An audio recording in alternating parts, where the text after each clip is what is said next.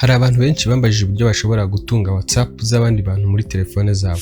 Ni ukuvuga ngo urashaka gutunga WhatsApp ya nimero yo ku kazi kugira ngo ujye ureba ibyo abakozi basubiza abakiriya cyangwa se baganira n'abakiriya, cyangwa se niba bakoresha nimero y'akazi mu buryo bwa nyabwo, mu buryo bwiza, cyangwa se urashaka kumenya ibyo abana baganira n'abandi bantu mu rwego rw'umutekano wabo. Iby'abasheri n'abashushu byo numva atari ngombwa, kubera ko ubundi umuntu yagakwiye kugira umutekano uhagije ndetse na privacy ihagije. So fata telefone yawe ariyo duheraho ubundi nkwereke ukuntu tubigenza. Urafata telefone yawe, numara gufata telefone yawe ufungure Chrome hano gutya.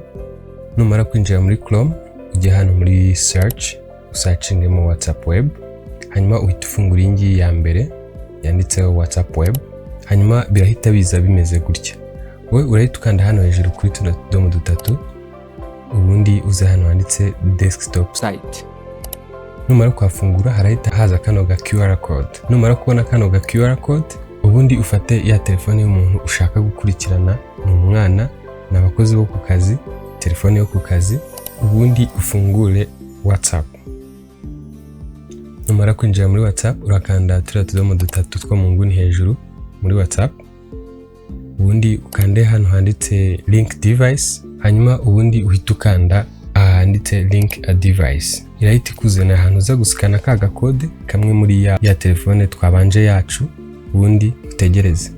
WhatsApp yacu iraza kuba yageze muri ya telefone yacu tugendana. Bivuze iki rero sasa? Bivuze ko uyu muntu iriya telefone tumaze kwimuriramo hano muri telefone yanjye, ibyo azajya yandika nanjye nzajya mba mbibona hano. Urabona ibi mbona hano ni nabyo birimo muri iyi ngiyi. Bivuze ko aramutse yanditse reka twandikire iya nimero ibanza hejuru, na hano muri iyi yanjye mpita mbibona ko yandikiye uriya muntu ijambo hi.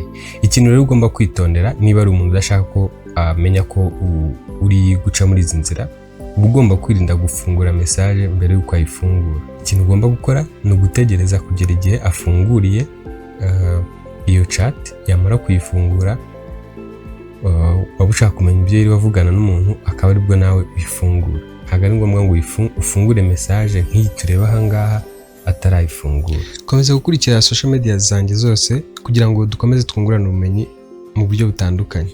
Wakoze kubana natwe, komeza kugira ibihe byiza.